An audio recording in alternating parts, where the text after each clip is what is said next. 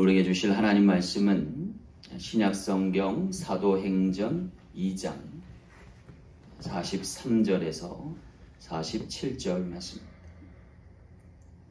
사도행전 2장 43절에서 47절 말씀 제가 봉독해 올리겠습니다. 사람마다 두려워하는데 사도들로 말미암아 기사와 표적이 많이 나타나니 믿는 사람이 다 함께 있어 모든 물건을 서로 통용하고 또 재산과 소유를 팔아 각 사람의 필요를 따라 나눠주며 날마다 마음을 같이하여 성전에 모이기를 힘쓰고 집에서 떡을 떼며 기쁨과 순전한 마음으로 음식을 먹고 하나님을 찬미하며 또 온 백성에게 칭송을 받으니 주께서 구원받는 사람을 날마다 더하게 하시니라. 아멘. 잠시 기도하고 말씀 전하겠습니다.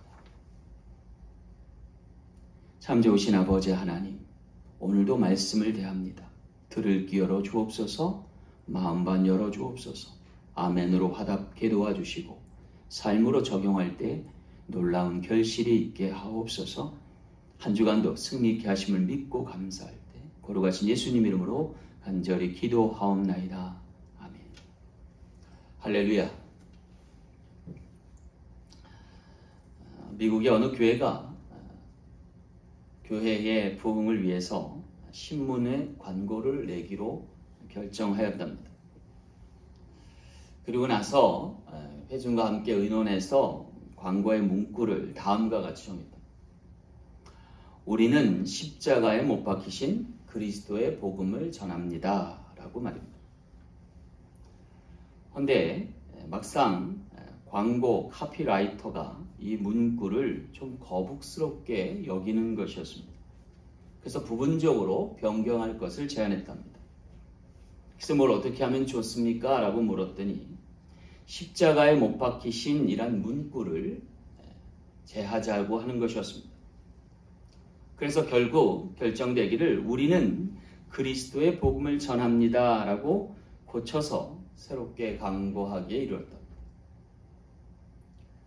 그런데 이번에는 광고회사 대표가 좀 더 축약해서 아주 간결하고 심플하게 내보내자는 의견을 냈어요. 그렇게 해서 또다시 수정을 거쳐서 최종적으로 결정된 문구는 우리는 복음을 전합니다. 라고 하는 축약된 광고였답니다. 하지만 문제가 된 것은 그렇게 해서 수정된 채 광고를 내보냈더니 공교롭게도 교회가 오히려 쇠퇴하더랍니다. 나중에 이것이 무엇이 문제가 있을까라고 되짚어 봤더니 교회의 본질이라고 할 십자가에 못 박히신 그리스도는 온데간데 없어지고 교회가 그저 좋은 소식이나 전하는 사회단체와 다를 바 없이 되어버렸다는 것.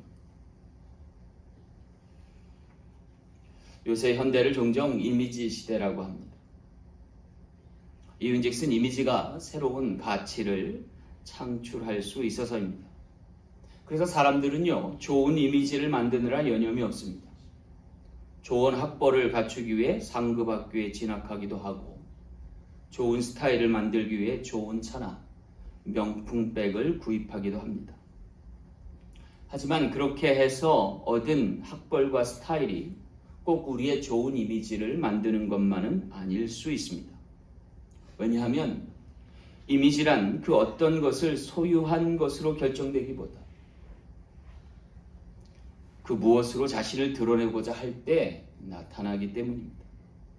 예를 들면요, 여성들이 명품백을 대하는 태도를 보면 알 수가 있어요. 흔히들 말하기를 비가 올 때 쓰고 가면 짝퉁이고 안고 가면 명품이란 얘기가 있어요. 다시 말하면 내면에 안쪽에 위치한 것이 무엇인가에 따라 이미지가 결정되는 거죠.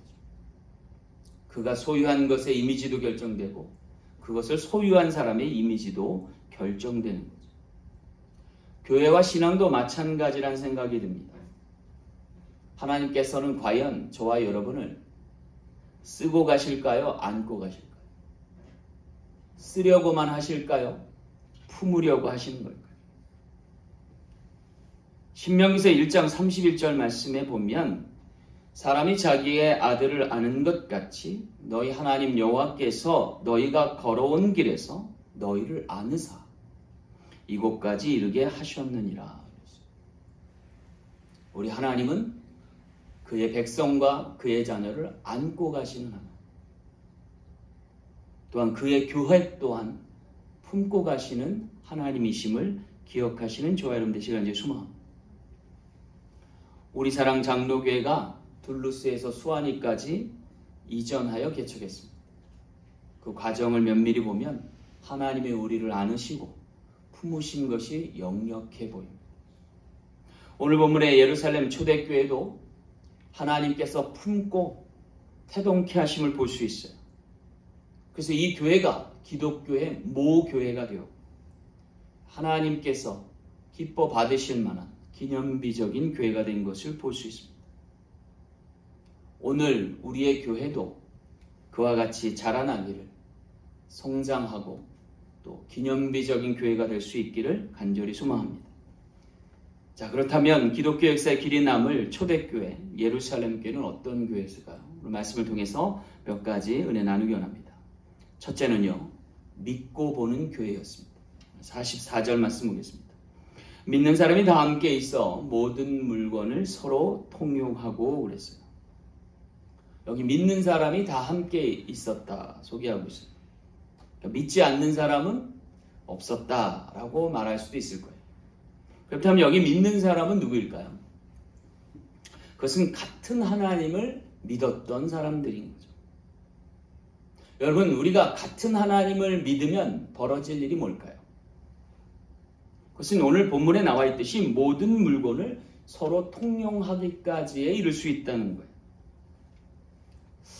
이런 일들은 현실 세계에서는 쉽지 않아 보입니다. 꿈에서나 있을 법한 일이고 공산주의 사회가 말할 수 있는 지상낙원과 같은 사회나 돼야 가능할 일입니다.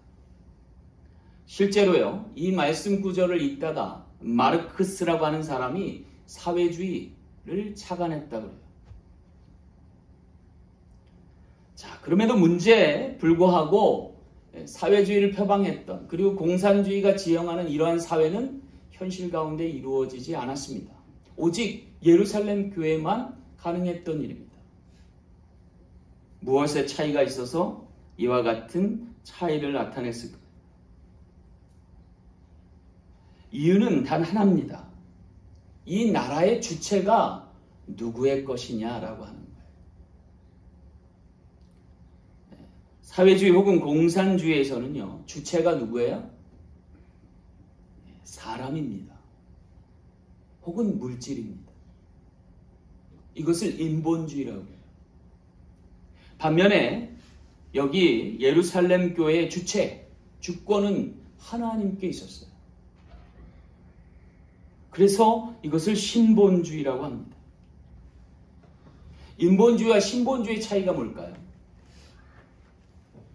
그것은 이 모든 소유가 공동체 구성원의 것이라고 생각하는 것과 모든 것의 주됨이 하나님께 있다라고 하는 것에 차이가 있을 것입니다.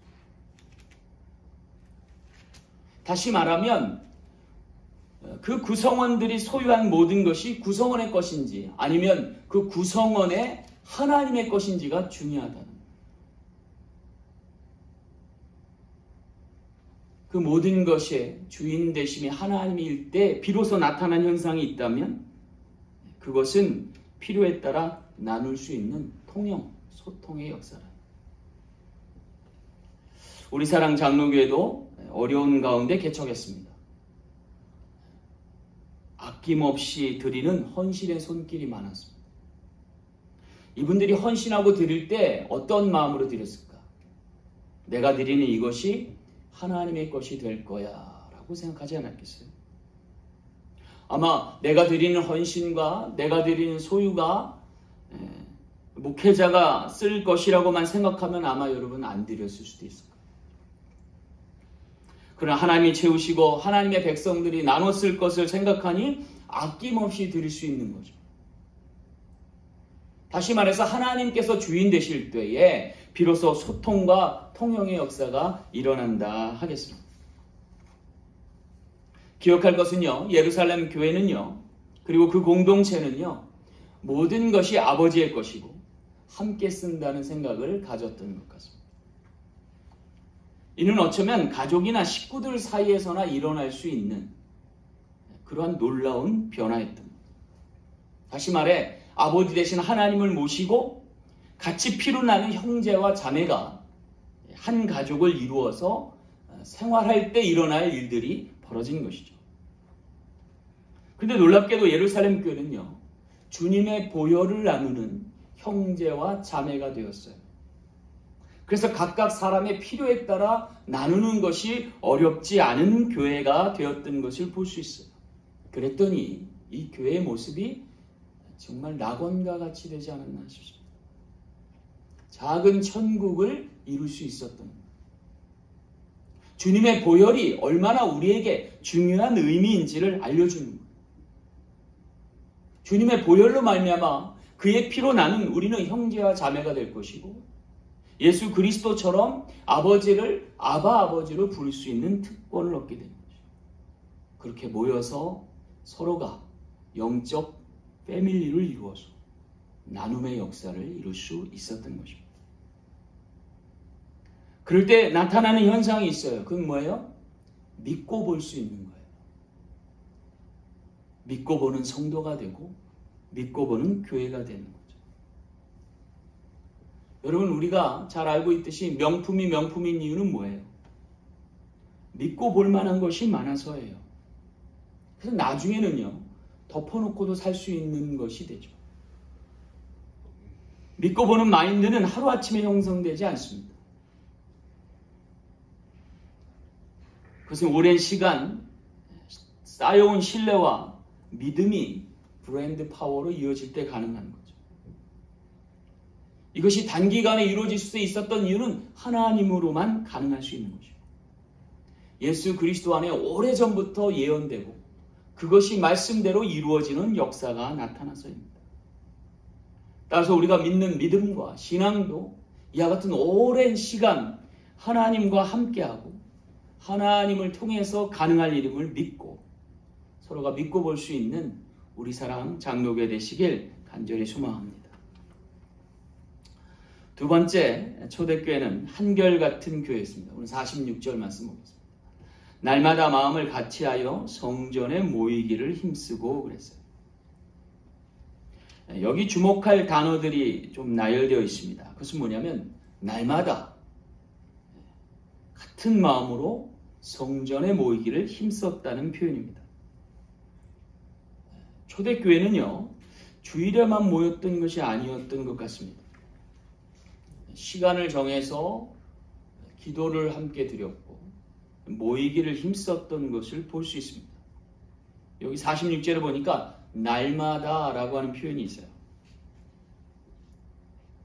이처럼 날마다 마음을 같이하여 성전에 모이기를 힘쓰면 나타나는 현상이 뭘까요? 변화되는 이미지가 뭘까요? 그것은 바로 한결같음입니다. 좋은 습관을 가지고 지속적으로 반복하여 무언가를 구현할 때 일어날 법한 현상이기 때문입니다. 한결같음, 그것은 명품에 대한 또 다른 하나의 이미지를 할 수 있을 거예요. 명품이 왜 명품이죠? 한결같기 때문에 그래요. 그 한결같음을 유지하는 게 사실은 또 쉬운 일이 아닙니다. 왜냐하면 좋은 습관을 들이기도 힘든데 그것을 반복하고 지속해서 유지해야 하기 때문에 그렇습니다. 어떻게 교회가 이 모든 것이 가능하게 되었을까요? 그것은 이 예루살렘 교회만의 남다른 이유가 있음을 발견할 수 있어요. 그건 43절에 나오거든요. 사람마다 두려워하는데 사도들로 말미암아 기사와 표적이 많이 나타나니 그랬어요. 사람들이 두려워할 만한데 기사와 표적은 오히려 많이 나타났다. 이것이 예루살렘 교회의 태동하는 데 있어서의 나타난 특징이었어요. 언제 잡힐지 모르는 두려움 가운데서도 오히려 기사와 표적이 많이 나타났다는 거죠. 이 얘기를 한마디로 규정하면 은혜가 많았다는 거예요. 우리가 기억할 것은요, 우리 삶과 신앙에도 은혜가 많아야 한다는 사실입니다. 그래야 믿음이 더할 것이고, 그래야 소통이 잘 일어날 것이기 때문에. 따라서 오늘 우리는요, 계속적으로 은혜 구해야 돼요. 은혜는 한 번 받고 말 것이 아니라 지속적으로 받아야 할 것이에요. 그래서 오늘 우리는 구해야 할 것이고, 구하기 이전에 믿어야 할 것이에요. 그럴 때에 은혜 충만한 사람들이 나타날 것이고, 두려워할 상황 가운데서도 많은 기사와 표적이 일어나게 된다는 것이죠.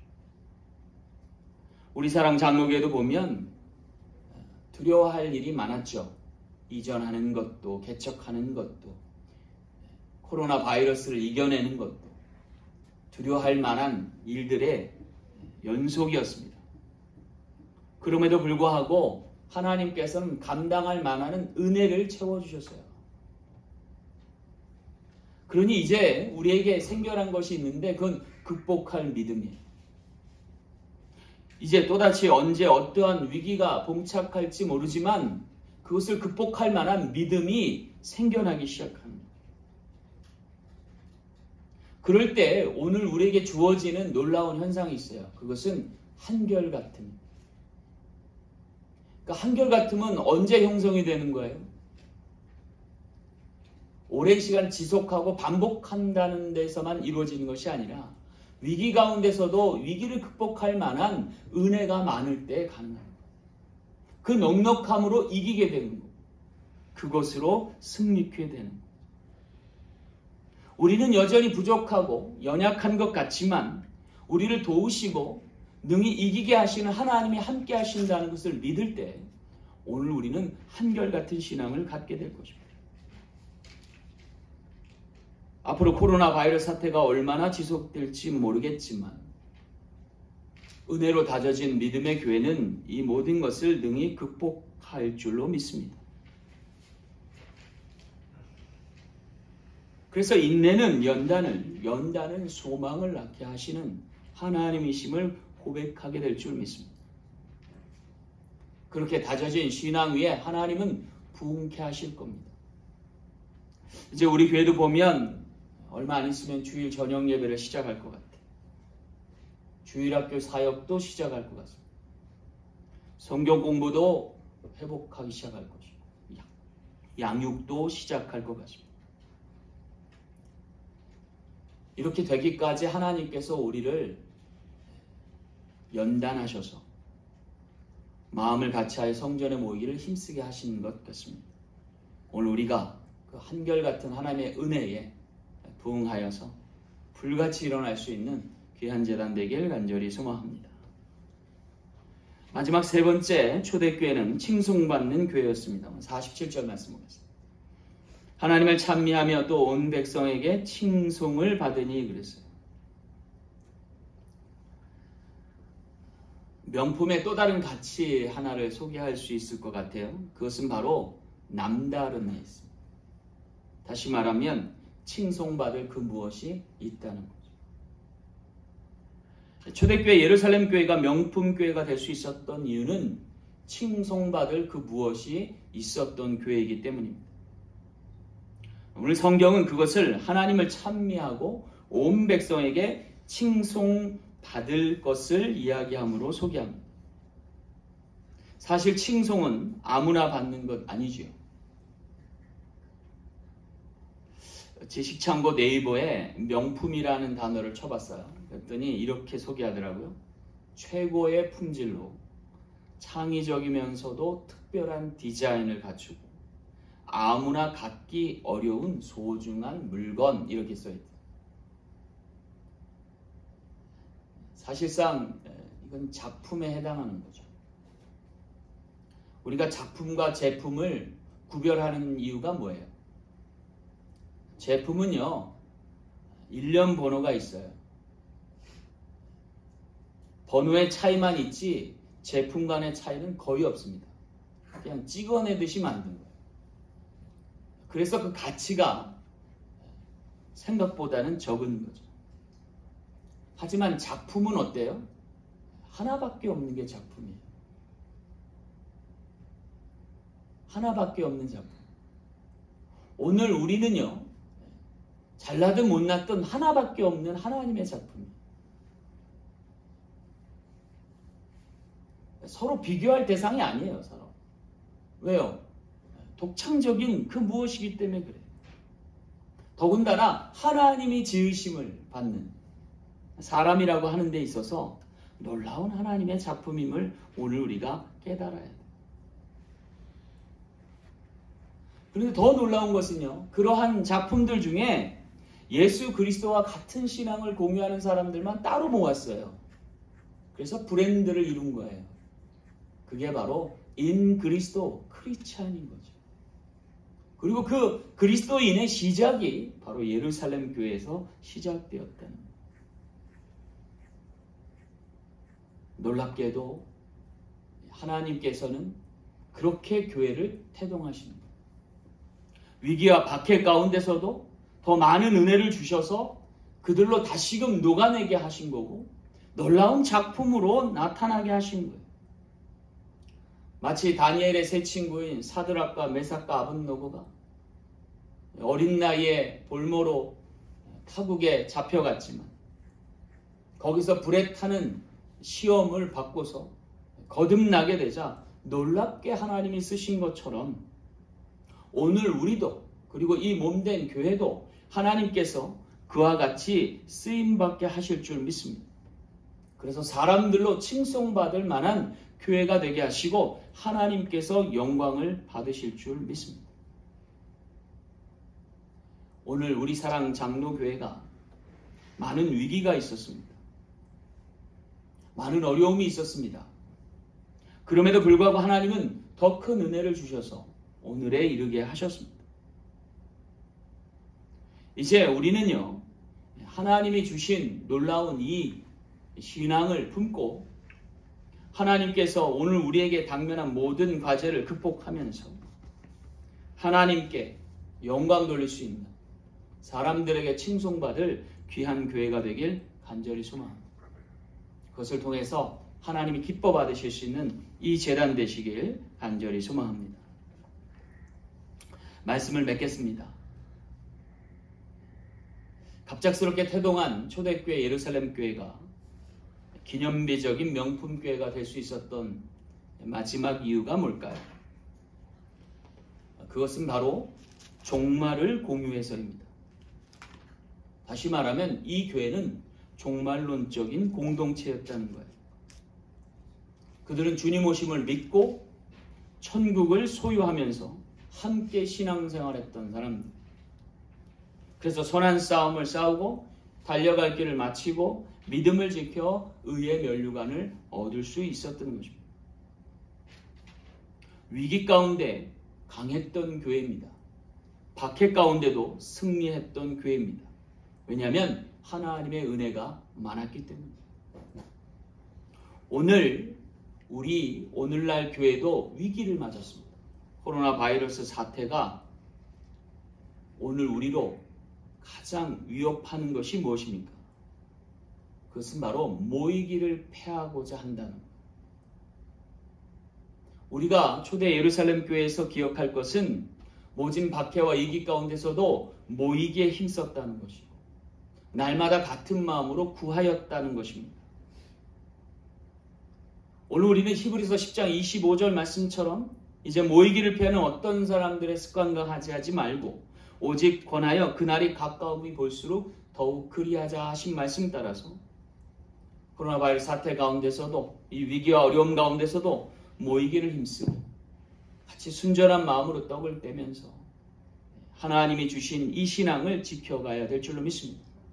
그렇게 인내와 연단이 쌓여서 소망이 되게 하시는 하나님, 또 장차 영광이 되게 하시는 하나님을 찬송하며 칭송받을 교회 될 수 있는 우리 사랑 장로교회 되길 간절히 소망합니다. 기도하겠습니다.